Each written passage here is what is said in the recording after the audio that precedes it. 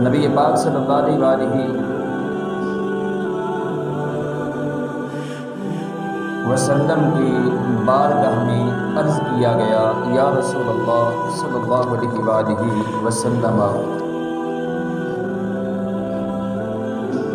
یہ قربانیاں کیا ہیں؟ حضور صلی اللہ علیہ وآلہ وسلم نے فرمایا، تمہارے باپ ابراہیم علیہ السلام کی سنت ہے۔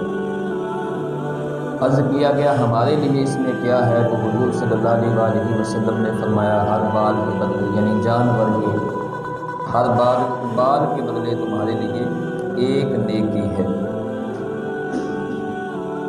اور جانور کی قربانی کے وقت کے بارے میں حضور صلی اللہ علیہ وآلہ وسلم سے جب سوال کیا گیا تو نبی پاک صلی اللہ علیہ وآلہ وسلم نے فرمایا، عید نماز پڑھنے کے بعد اپنے جانور کو ذبح کیا جائے۔ ایک صحابی نے عرض کی، یا رسول اللہ صلی اللہ علیہ وآلہ وسلم، میں نے نماز پڑھنے سے پہلے ہی جانور کو ذبح کر دیا، اور وہ اس لیے کیا کہ میرے ہمسائے کیونکہ غریب تھے، تو میں نے چاہا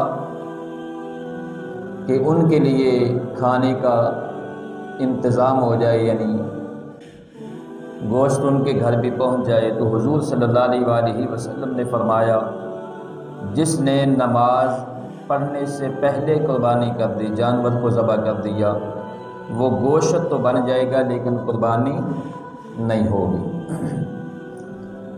آج اس حوالے سے کچھ لوگ مذبذب کا شکار ہیں۔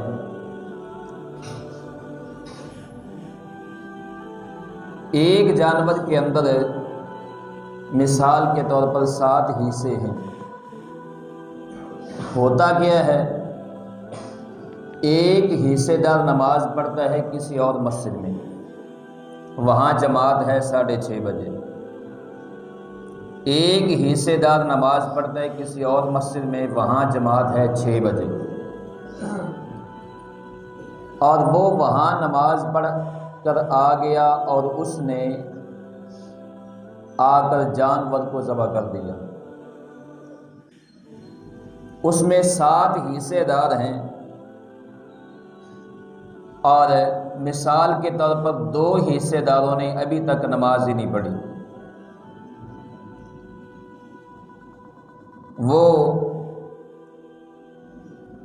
ان کی نماز پڑھنے سے پہلے ان کا جانور ذبح ہو چکا ہے۔ حضور صلی اللہ علیہ وآلہ وسلم نے فرمایا کہ جس نے نماز پڑھنے سے پہلے جانور کو ذبح کیا،